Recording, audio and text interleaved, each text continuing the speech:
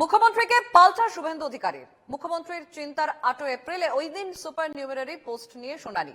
Supreme কোর্টে ওই দিন শুনানি রয়েছে এবং হাইকোর্টের রায় বহাল রাখলে বিপাকে পড়বেন মুখ্যমন্ত্রী। সিবিআই গ্রেফতার করবে মন্ত্রিসভার সদস্যদের, তোপ বিরোধী দলনেতা শুভেন্দু অধিকারীর।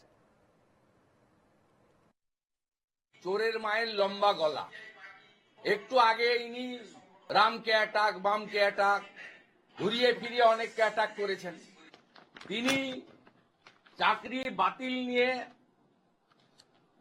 দায়ী করছেন অভিজিৎ গাঙ্গুলিকে, বিকাশ ভট্টাচার্যকে, ঘুরিয়ে ফিরিয়ে আমাদেরকে। মমতা ব্যানার্জি জানতেন যে 6000 লোককে তার ভাইপো পার্থ চ্যাটার্জিরা মিলে অবৈধভাবে টাকার বিনিময়ে এবং নেতা নেত্রীদের আত্মীয়দের চাকরি দিয়েছেন।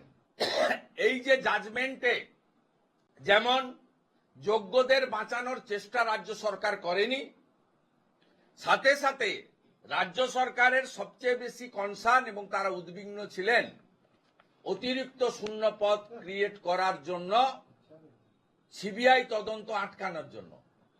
তাই একটা স্পেশাল পিটিশন তারা লাগিয়েছেন চিফ জাস্টিসের কাছে। আজকে যে অর্ডার আপলোড হয়েছে তাতে অতিরিক্ত শূন্য পদ ক্রিয়েট করার জন্য দায়ী মমতা ব্যানার্জির ফুল ক্যাবিনেট ইনক্লুডিং চিফ সেক্রেটারি এই বারকে পথে বসালেন। আপনার চিন্তা 8 তারিখ নিয়ে, অতিরিক্ত শূন্য পদ নিয়ে। ওম প্রকাশ চৌতালার মতো আপনি সহ আপনার পুরো ক্যাবিনেট যদি ডিভিশন বেঞ্চের অতিরিক্ত শূন্য পদ ক্রিয়েশনের জন্য এই অর্ডার বলবৎ রাখে, সিবিআই বাধ্য হবে ঘাড় ধরে আপনাকে সহ আপনার পুরো ক্যাবিনেটকে জেলের ভিতরে ঢোকাতে।